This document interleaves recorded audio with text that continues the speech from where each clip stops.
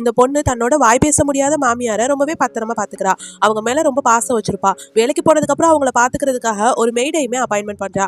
ஆனா இவளோட husband gambling land நிறையவே கடன் வச்சிருப்பான். அதனால ஒரு பெரிய ரவுடி கிட்ட மாட்டிக்கிறான். அவன் கிட்ட காசு எல்லாத்தையும் திருப்பி கொடுக்கறதுக்கு எனக்கு 1 மாசம் டைம் வேணும்னு கேட்கறான்.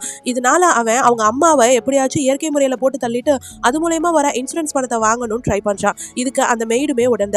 ஒரு நாள் இந்த பொண்ணு தன்னோட மாமியாருக்காக ஹாட் வாட்டர் வச்சு கொடுத்துருப்பா. அதை குடிச்ச அவங்களுக்கு தொண்டையெல்லாம் வலி வர மாதிரி கத்திருப்பாங்க.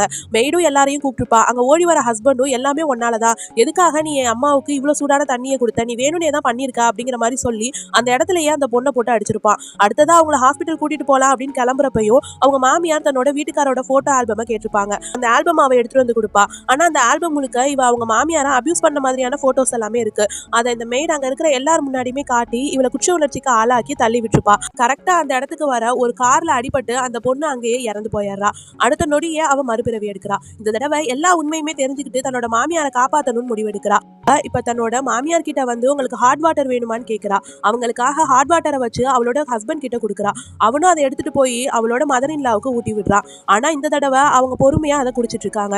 இது அமைதியா அவ வேடிக்கை பார்த்துக்கிட்டு இருக்கா. ஹஸ்பண்டும் போன் பேசுற மாதிரி வெளியில போறா. அதனால இவனும் மெல்ல மெல்ல அவளை ஃபாலோ பண்ணி போறா. அங்க கிட்ட 2 வயசானவங்க கேம் விளையாண்டுக்கிட்டு இருக்காங்க. அவங்க கிட்ட போயிட்டு ரொம்பவே ஸ்வீட்டா பேசிக்கிட்டு இருக்கா. அவங்களுக்கும் இவளை தெரிஞ்சதுனால நல்லபடியா பேசுறாங்க. அந்த டைம்ல வீட்டுக்குள்ள சத்தம் கேட்கவும் எல்லாரும் வீட்டை நோக்கி தான் ஓடி வராங்க. இப்ப இவங்களுக்கு எப்போதும் போல அந்த தொண்டை கட்டிக்கிட்ட மாதிரி அவங்களும் கத்தவும் இப்ப எல்லாரும் சேர்ந்து பேசுறதுக்கு முன்னாடியே இந்த பொண்ணு ஏன் இப்படி பண்றீங்க, அம்மா மேல உங்களுக்கு பாசமே இல்ல, அவங்களுக்கு ஏன் இந்த மாதிரி தண்ணி என்னமோ கொடுத்துருக்கீங்க அப்படிங்கிற மாதிரி கேட்கறாங்க. இந்த டைம் இந்த பொண்ணு கூட வந்த இந்த தாத்தாங்க இவளுக்கு தான் சப்போர்ட் பண்றாங்க.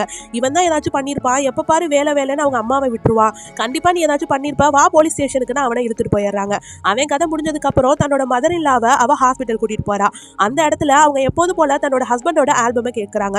இந்த தடவை அவ ஆல்பம் செக் பண்றா. அதுல அபியூஸ் பண்ற மாதிரி போட்டோஸ் எல்லாம் இருக்கு. அதை எடுத்துக்கிட்டு வர வழியிலேயே அவளோட நெய்பர்ஸ் எல்லாத்தையுமே கூப்பிடுறா. அவங்களும் என்ன ஆச்சு அப்படின்னு வெளியே வந்து பார்த்துட்டு அவளோட மதர் இன் லாவுக்கு ஆறுதல் சொல்றாங்க.